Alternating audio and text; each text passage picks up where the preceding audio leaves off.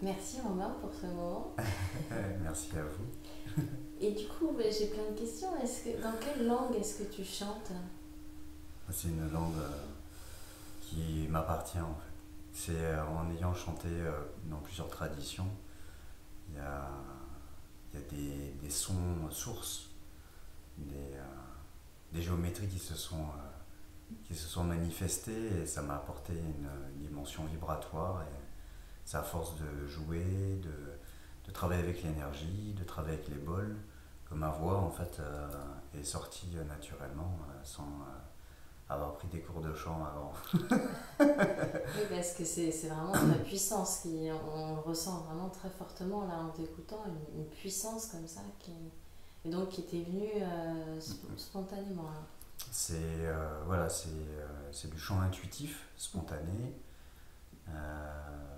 où il y a voilà, il y a des fois ça part de, il y a certaines mélodies qui viennent à moi dans l'instant et je les manifeste. Donc le fait d'avoir quand même chanté dans différentes traditions, ça m'a quand même aidé. Mais il n'y avait pas le désir vraiment de chanter.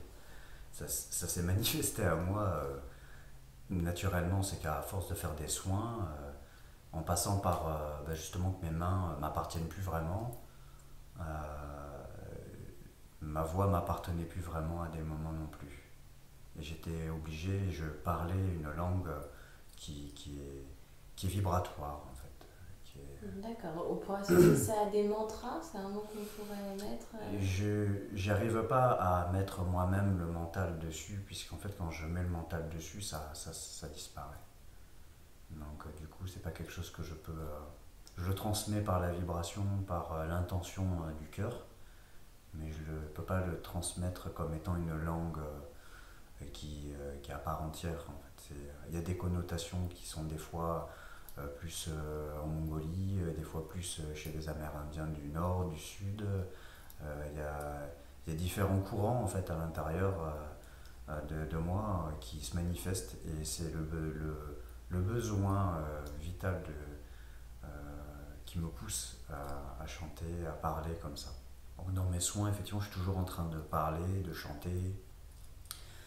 Ça fait partie de l'accompagnement. Ça fait partie de ce que je suis en fait, parce que je ne peux pas en fait faire quelque chose que je ne suis pas. Donc je suis pris en fait par cette énergie-là. Je suis au service de cette vibration et c'est elle qui me fait parler, c'est elle qui me fait jouer, je suis à l'écoute.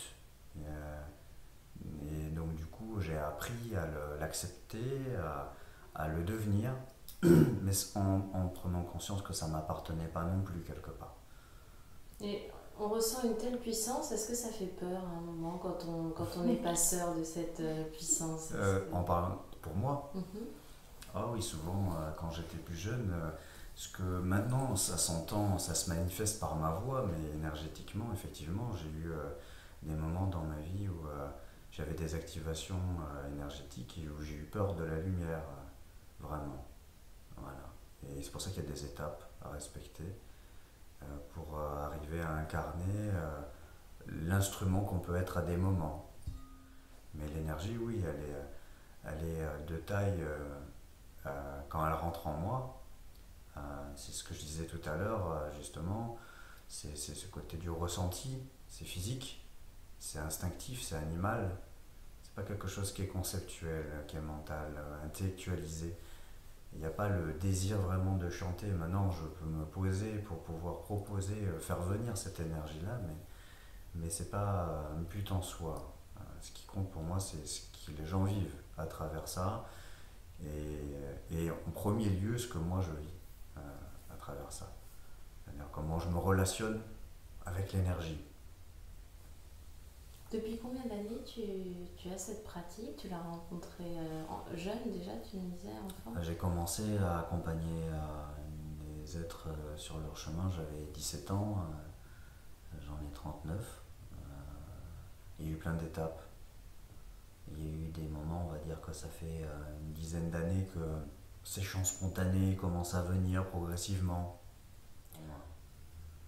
Donc ça, c'est tout un chemin, et c'est évolutif. Il n'y a pas d'acquis en fait sur ce chemin pour moi. Il y a juste de de cheminer avec soi-même. Ça amène à manifester justement à l'extérieur ce que l'on est vraiment, dans plusieurs dimensions.